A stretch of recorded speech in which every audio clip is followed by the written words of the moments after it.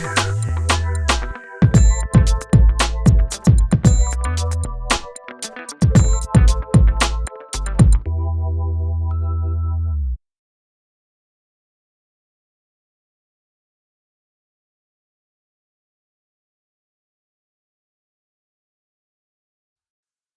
A. Directions. In Part A, you will hear short conversations between two people. After each conversation, you will hear a question about the conversation. After you hear a question, read the 4 possible answers in your test book and choose the best answer. Now we will begin Part A with the first conversation. Number 1. Do you mind if I borrow your vacuum to clean out my car? No problem. What does the man mean?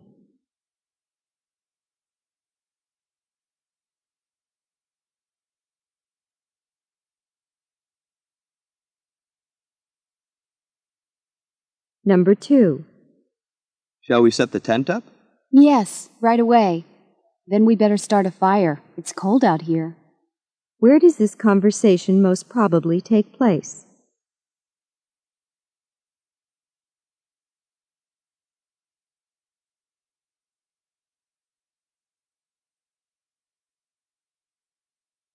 Number 3. This apartment isn't in very good shape. It's the worst one I've seen.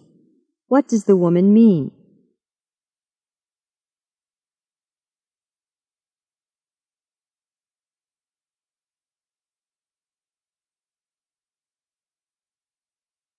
Number 4.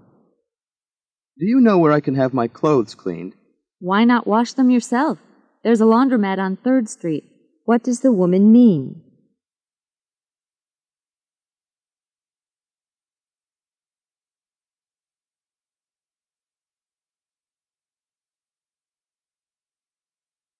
Number 5. Are you going to take 6 classes again this fall? Not on your life. What does the man mean?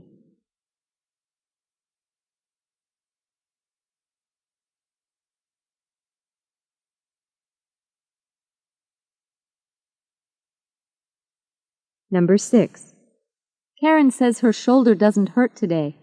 She'd better have it looked at by a doctor anyway. What does the man think Karen should do?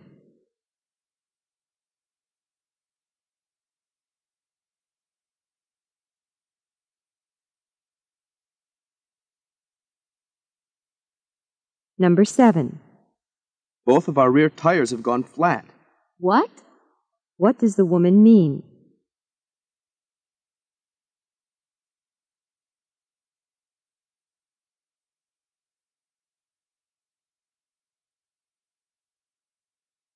Number 8.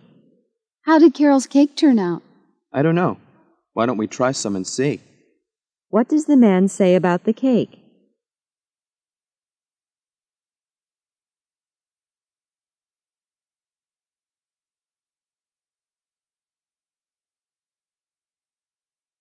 Number 9.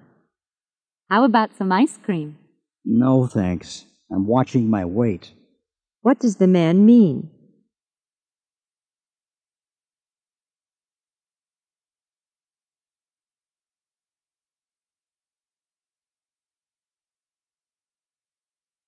Number 10.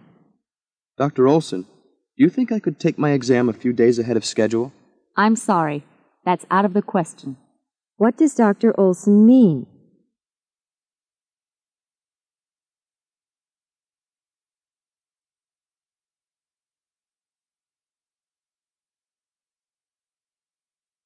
Number 11. Did you like the joke Professor Stapp told before class this morning? I'd heard it 100 times already. What does the woman mean by her response?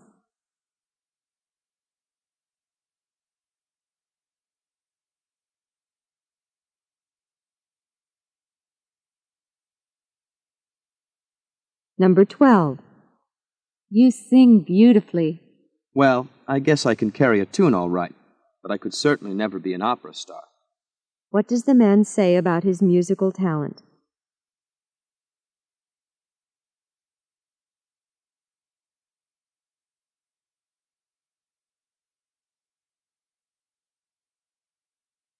Number 13. There should be 2 dozen sandwiches in the picnic basket. Is that counting the ones I brought too? What is the man asking?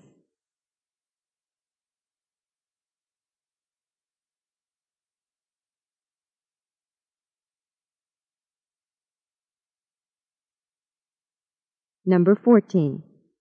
This heat is really getting to me. Me too. What would you say to a swim? What does the woman mean?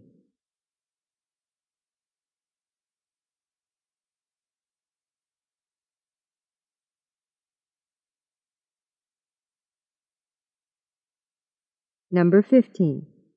Professor Larson doesn't accept late papers. Neither does Professor Andrews. What does the woman mean?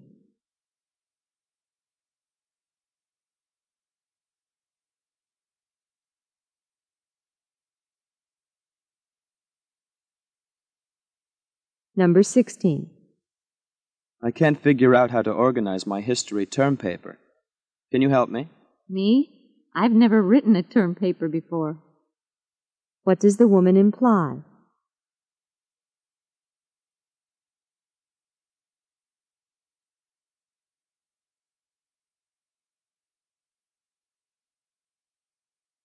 Number 17. Can you tell me where the library is? It's marked on the map in the back of your school catalog. What does the woman imply the man should do?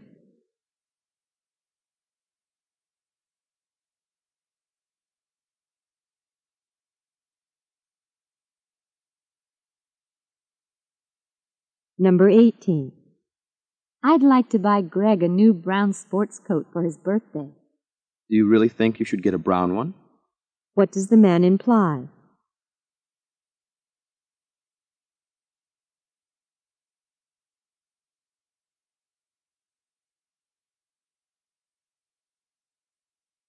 Number 19.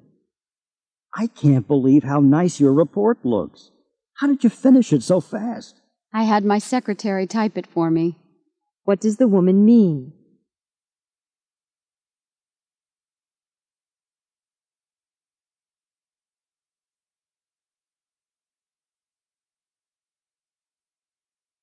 Number 20. Today's meeting has been rescheduled for next week. Great. I'll have time to run some errands. What does the man mean?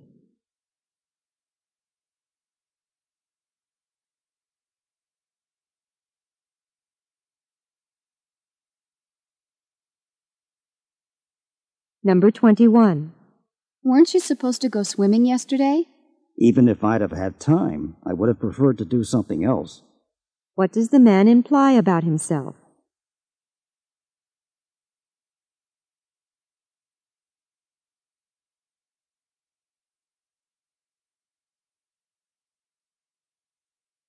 Number 22. Pat needs to get to the airport by 3 o'clock. Can you give her a lift? No problem. I haven't got anything else planned for tomorrow afternoon. What does the man agree to do for Pat?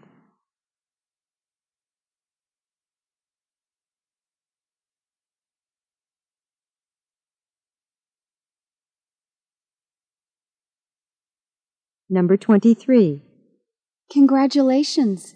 You got the highest score in the class on the calculus exam. What a relief! I spent most of last week cramming for it. What did the man do last week?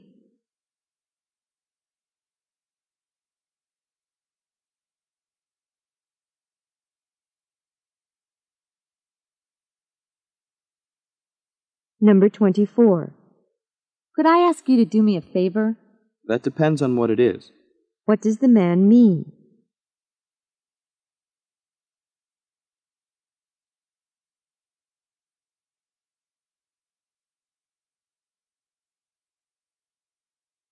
Number 25. Were you able to get a refund for that book? I didn't have my receipt with me. What does the woman imply?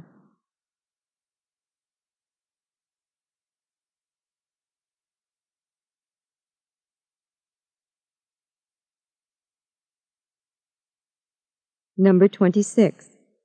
You must have watched half a dozen videos already this weekend, and it's only Saturday afternoon. Well, actually, I only rented 3, but that's probably plenty for this weekend. What does the man imply?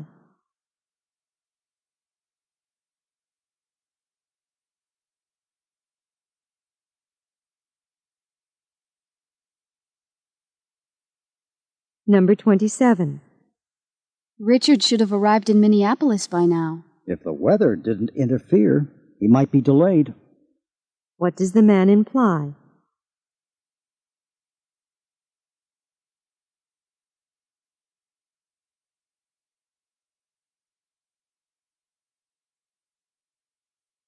Number 28. I got a parking ticket today. Not another one. What does the man imply?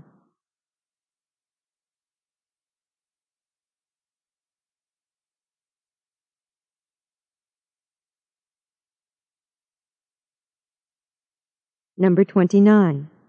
Have you called the landscaping service yet about mowing our lawn? I got Sam to take care of it. He likes working in the yard. What does the woman mean?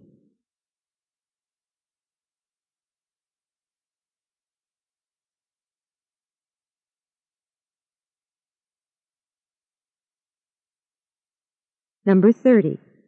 Guess what? We want you to be our featured speaker at graduation. Oh, no, I couldn't. What can be inferred about the man?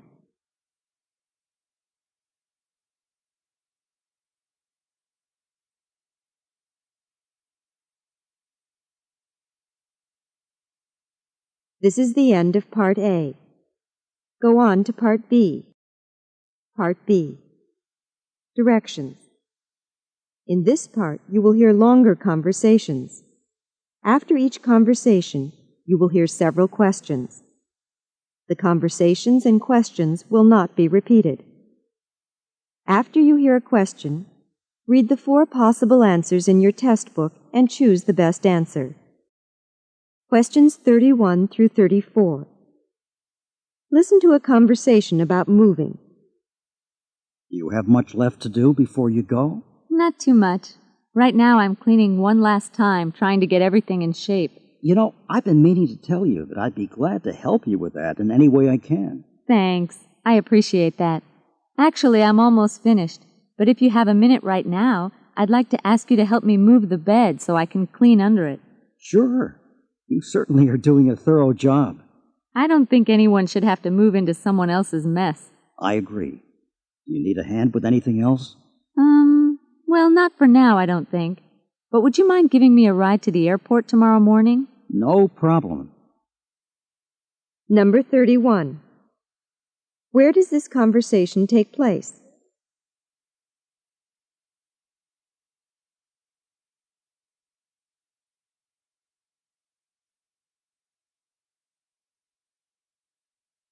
Number 32.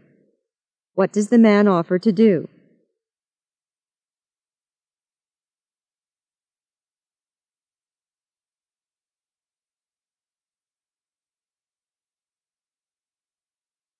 Number 33. From the conversation, what can be inferred about the woman?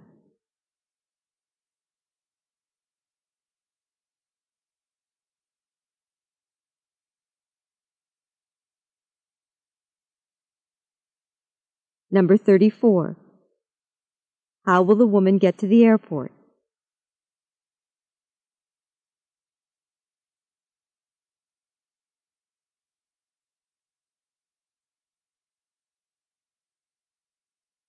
Questions 35 through 38. Listen to a conversation between 2 friends. I thought you were going to start recycling, but I see you've put all your bottles and cans in the trash again. Did you change your mind? Well, I started saving all the cans and bottles I use, but I found it so time-consuming. I mean, clear glass and brown glass and green glass all have to be separated for recycling. Then, as if that's not bad enough, some kinds of plastic containers can be recycled while others can't. So they have to be very carefully sorted too, and, well, it just didn't seem worth it. But it really is worth it. Using the same materials over and over again can help save the environment. It can also save you money. Okay, I know you're right. I'll start recycling again today. Now let's take that walk you promised me. Number 35. What had the man thought at first?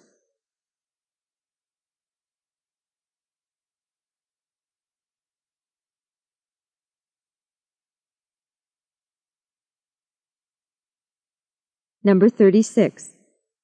From the conversation, what can we assume that recycling means?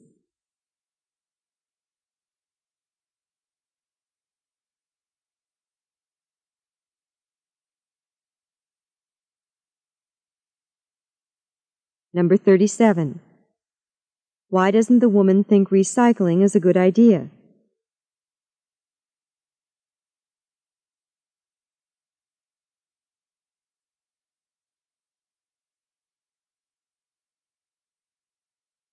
Number 38. What does the woman promise to do?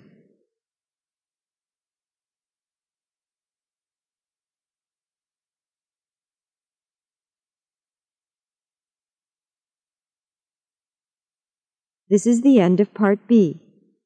Go on to Part C. Part C. Directions. In this part of the test, you will hear several talks. After each talk, you will hear some questions. The talks and questions will not be repeated. After you hear a question, read the 4 possible answers in your test book and choose the best answer. Now we will begin Part C with the first talk. Questions 39 through 42. Listen to a talk given during a campus tour. Hi, my name's Tammy Mullen, and I'll be your guide on our campus tour. As we walk through the campus, I'll provide a bit of history about the college, and I'll describe some of our fine academic programs. Right now, we're standing in the lobby of the Boyd Memorial Library. This library is named after Alexander Boyd, its first director and greatest benefactor. Thanks to Dr. Boyd's fine efforts, library development got off to a very good start here, and the Boyd Library now houses over 800,000 volumes, including periodicals and newspapers. We also have more than 60,000 maps and 2,000 photographs in our collection. All of the library's collections are arranged for easy student access. There are comfortable study and reading lounges. In addition, more than 500 individual student study desks are located in the library within easy reach of reference materials and library stacks. Are there any questions about the library? Good. Then let's move on to the Klein Biology Building. If we're lucky, the greenhouse will be open and we can take a peek inside. Number 39. Where does this talk take place?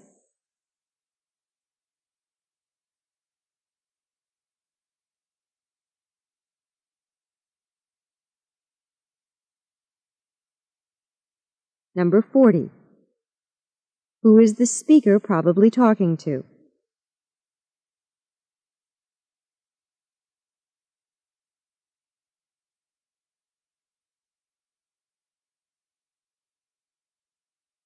Number 41.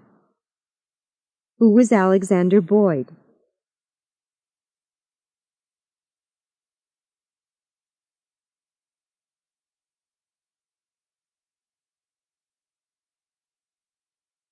Number 42.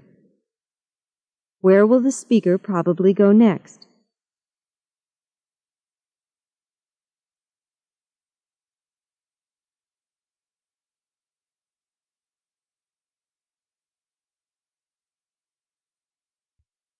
Questions 43 through 46.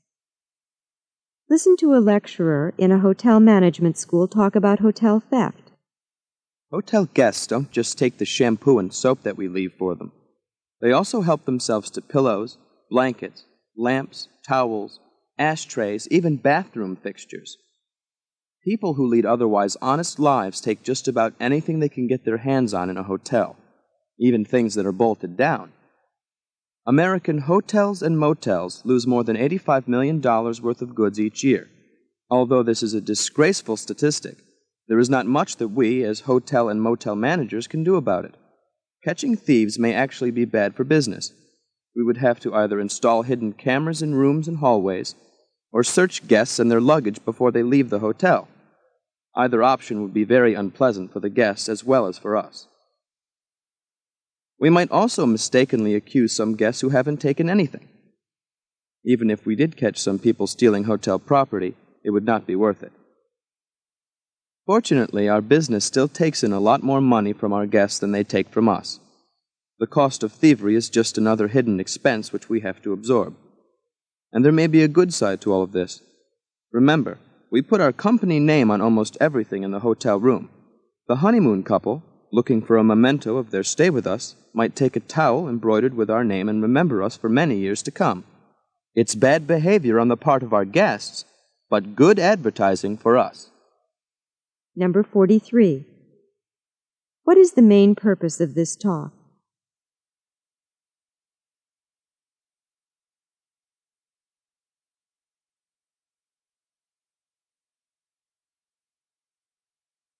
Number 44.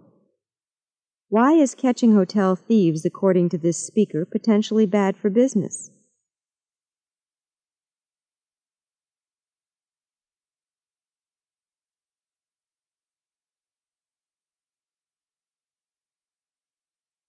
Number 45.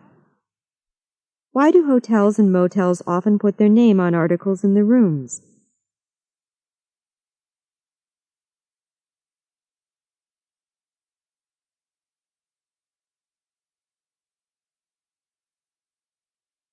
Number 46.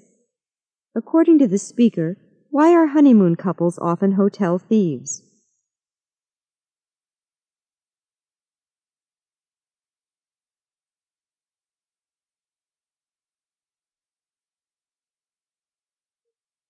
Questions 47 through 50. Listen to a lecture about flying squirrels given by a naturalist at a natural science museum. Flying squirrels do not really fly. Birds and bats can fly. Flying squirrels are masters of gliding. Since they have no true wings, they cannot add power or maintain level flight. The flying squirrel likes to begin its glide in the top of a tree. It springs into the air and stretches all 4 legs out at right angles from its body. A flap of skin called a podogum extends from the squirrel's wrist to its ankle on each side. This skin acts as a sail and allows the squirrel to glide in the air. The downward glide is usually at an angle of 40 to 50 degrees and may take the squirrel over 150 feet. Special muscles control the tension of the podogum on each side so that the flying squirrel can adjust the angle or speed and direction of the glide. The squirrel's flat tail does most of the steering. Slight twists allow the squirrel to avoid hitting twigs and tree trunks in its path. Flying squirrels prefer to end their glide on the trunk of a tree. This feat is accomplished by bringing the tail up sharply, a maneuver which brings the body to a vertical position for landing and slows momentum. In thick woods, flying squirrels usually jump from branch to branch. If the trees are farther apart, the squirrels glide from the top of one to the trunk of another, which they must climb to continue their journey. Before taking questions, let's go out back to meet Sam, our own resident flying squirrel. Maybe he'll cooperate and show us how he glides. Number 47. What is the speaker's main point?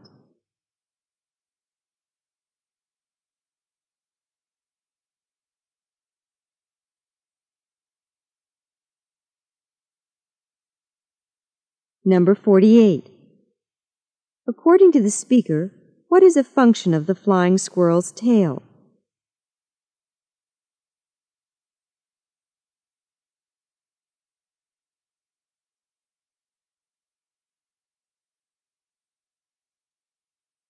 Number 49. Why do flying squirrels usually jump from tree to tree in thick woods?